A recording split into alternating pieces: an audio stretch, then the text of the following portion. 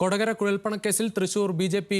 മുൻ office secretary Tirur സതീശിന്റെ മൊഴി നൽകാൻ സതീഷ് കൊച്ചിയിലെത്തി. കൊച്ചി ഡി.സി.പി. കെ സുദർശന്റെ നേതൃത്വത്തിലാണ് മൊഴിയെടുക്കുന്നത്. കൂടുതൽ വിവരങ്ങളുമായി ലെവിൻ കെ വിജയൻ ചേരുകയാണ്. ലെവിൻ, തിരൂർ സതീഷ് നേരത്തെ തന്നെ വ്യക്തമാക്കിയിരുന്നു, നേരത്തെ മാധ്യമങ്ങളോട് പറഞ്ഞതുപോലെ ഉള്ള എല്ലാ കാര്യങ്ങളും പോലീസിനോടും വ്യക്തമാക്കുമെന്ന വിവരങ്ങൾ എന്താണ്? രുചീഷ്, അല്പസമയങ്ങൾക്ക് മുൻപാണ് തൃശൂർ സതീശൻ ബി.ജെ.പി. മുൻ ഓഫീസ് സെക്രട്ടറി ഈ കേസിൽ മൊഴി നൽകുവാനായി ഇപ്പോൾ തൃശൂർ പോലീസ് ക്ലബ്ബിൽ എത്തിയിരിക്കുന്നത്. നിലവിലെ അന്വേഷണ സംഘത്തിൽ ഉൾപ്പെട്ട ഉദ്യോഗസ്ഥൻ കൊടുങ്ങല്ലൂർ ഡിവൈഎസ്പി ആയിട്ടുള്ള വി.കെ. രാജുവാണ് ഇവിടെ നേരിട്ട് മൊഴിയെടുക്കുന്നത്. അന്വേഷണ സംഘത്തിൻ്റെ ഭാഗമായി കൊച്ചി ഡി.സി.പി. കെ സുദർശൻ ഓൺലൈൻ മുഖേന ഈ മൊഴിയെടുക്കുന്നതുമായി ബന്ധപ്പെട്ടുകൊണ്ടുള്ള നടപടിക്രമങ്ങളിൽ ഭാഗമാകും.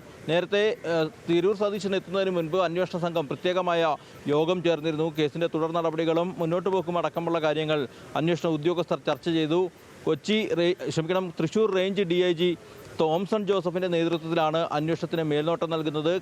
കെ സുദർശൻ കൊച്ചി DCP ആണ് അന്വേഷണ ചുമതലയുള്ളത്.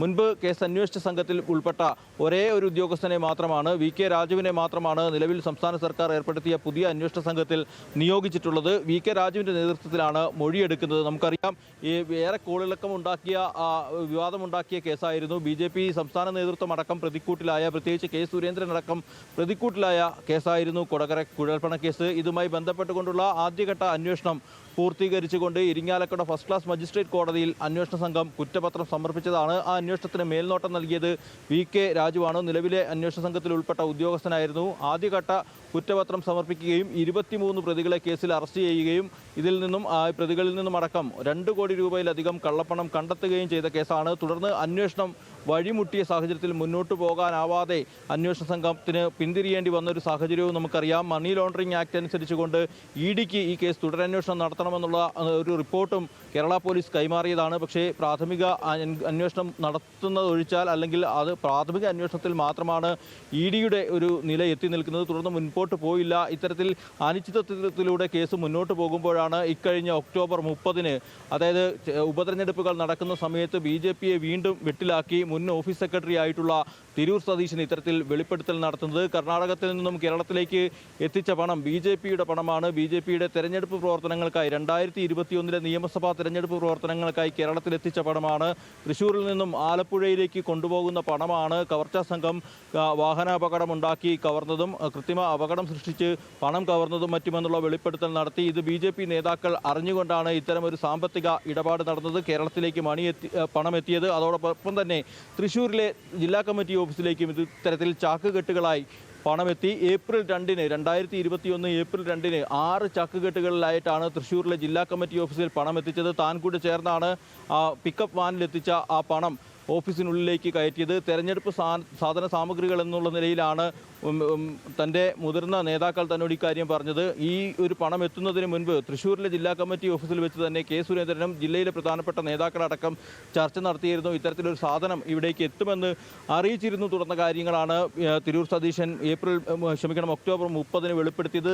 അന്ന് താൻ BJPയുടെ ഔദ്യോഗിക ചുമതലയുണ്ടായിരുന്ന ഓഫീസ് സെക്രട്ടറി ആയിരുന്നതുകൊണ്ടാണ് അന്വേഷണ സംഘത്തിന് ഇക്കാര്യം വെളിപ്പെടുത്താതിരുന്നത്. പിന്നീട് BJPയിൽ നിന്നും പുറത്തു പോകേണ്ട സാഹചര്യം വന്നു. ഇതേ തുടർന്ന് സത്യം ജനങ്ങൾ അറിയണമെന്നുള്ള ആഗ്രഹം കൊണ്ടുകൂടിയാണ് ഇത്തരത്തിലൊരു വെളിപ്പെടുത്തൽ നടത്തിയതെന്നാണ് സതീശൻ പറഞ്ഞത്. ഇതുമായി ബന്ധപ്പെട്ടുകൊണ്ടുള്ള തെളിവുകൾ കൂടി അന്വേഷണ സംഘത്തിന് കൈമാറാൻ തയ്യാറാണെന്നും ഉപതെരഞ്ഞെടുപ്പ് വേളയിൽ തിരൂർ സതീശൻ പറഞ്ഞു. പക്ഷേ BJP നേതൃത്വത്തെ വീണ്ടും വെട്ടിലാക്കിയുള്ള സതീഷിൻ്റെ വെളിപ്പെടുത്തലിന് പിന്നാലെ BJP സതീഷിനെ തള്ളിപ്പറയുകയും BJP മുൻപ് തന്നെ ഈ സ്വഭാവ ദൂഷ്യം കൊണ്ടടക്കം ഉള്ള കാരണങ്ങൾ ചൂണ്ടിക്കാട്ടി ഇദ്ദേഹത്തെ പാർട്ടിയിൽ നിന്ന് പുറത്താക്കിയതാണെന്നുള്ള തരത്തിലുള്ള പ്രതികരണങ്ങളും ഒക്കെ ഉണ്ടായി. പിന്നീട് ഇതിൻ്റെ വെളിപ്പെടുത്തലിൻ്റെ കൂടി അടിസ്ഥാനത്തിലാണ് സംസ്ഥാന സർക്കാർ ഈ കേസ് വീണ്ടും അന്വേഷിക്കാൻ തീരുമാനിച്ചത്.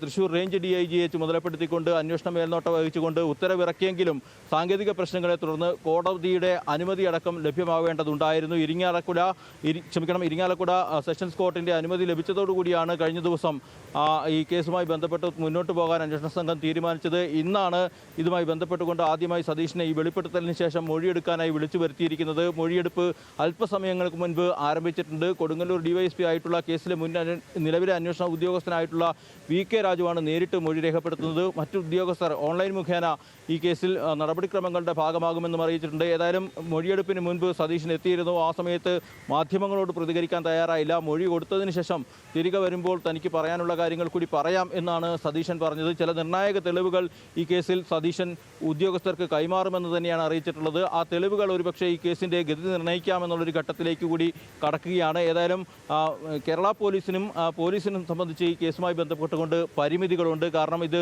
കള്ളപ്പണവുമായി ബന്ധപ്പെട്ട കേസാണ്. ED ആണ് ഈ കേസ് അന്വേഷിക്കേണ്ടത്. EDക്ക് കേസ് അന്വേഷിക്കണമെന്ന് ആവശ്യപ്പെട്ട് നേരത്തെ തന്നെ കേരള പോലീസ് റിപ്പോർട്ട് നൽകിയതാണ്. പക്ഷേ ഒരു പ്രാഥമിക അന്വേഷണം നടന്നതൊഴിച്ചാൽ തുടർ നടപടികളൊന്നും ഈ കേസിൽ ഉണ്ടാകുന്നില്ല. പ്രത്യേകിച്ച് BJP നേതാക്കളും BJP പ്രവർത്തകരും എല്ലാം ആരോപണ വിധേയരായ ഒരു കേസിൽ EDക്ക് എത്രമാത്രം മുന്നോട്ട് ആകുമെന്നുള്ളൊരു പ്രശ്നം കൂടി നിലനിൽക്കുന്നുണ്ട്. കാരണം നമുക്കറിയാം അതിൻ്റെ രാഷ്ട്രീയ പശ്ചാത്തലം ഒക്കെ അറിയാം. ഭരിക്കുന്ന കേന്ദ്രഭരണം നടത്തുന്ന BJPയുടെ പ്രധാനപ്പെട്ട നേതാക്കൾ പ്രതിയാകുന്ന ഒരു കേസിൽ EDക്ക് എത്രമാത്രം സത്യസന്ധമായി മുന്നോട്ട് പോകാനാകുമെന്നുള്ള രാഷ്ട്രീയ ആരോപണങ്ങളും മറ്റും ഇതിനോടകം തന്നെ ഉയർന്നിട്ടുള്ളതാണ്. അത്തരമൊരു സാഹചര്യത്തിൽ കൂടിയാണ് കേരള പോലീസ് ഈ കേസ് രണ്ടാമതും അന്വേഷിക്കുന്നത്. ഇതിൻ്റെ ഈ അന്വേഷണത്തിൻ്റെ തുടർഭാവി എന്താകുമെന്നുള്ളൊരു കാര്യത്തിലും ഇപ്പോഴും ആശങ്കയുണ്ട്. ഏതായാലും തിരൂർ സതീശന് എന്താണ് മൊഴി നൽകുന്നത് എന്നുള്ളതാണ് ഇനി ഈ കേസിലുള്ള ഒരു ആകാംക്ഷ. എന്ത് തെളിവുകൾ അന്വേഷണ സംഘത്തിന് കൈമാറുമെന്നും അറിയേണ്ടതുണ്ട്. ഏതായാലും മൊഴിയെടുപ്പ് പുരോഗമിക്കുകയാണ്. തൃശ്ശൂരിലെ BJPയെ പിടിച്ചുലക്കിയ കൊടകര കേസിൻ്റെ രണ്ടാം അന്വേഷണത്തിന് ഇന്നു മുതൽ ഔദ്യോഗികമായി തുടക്കമായി എന്ന് തന്നെ വേണം പറയാൻ. രുജീഷ്, ലെവിൻ, കൊടകര കുഴൽപ്പണക്കേസിൽ തിരൂർ സതീശിന്റെ മൊഴി അന്വേഷണ സംഘം രേഖപ്പെടുത്തുകയാണ്. വിവരങ്ങൾ നൽകുകയായിരുന്നു ലെവിൻ KVG.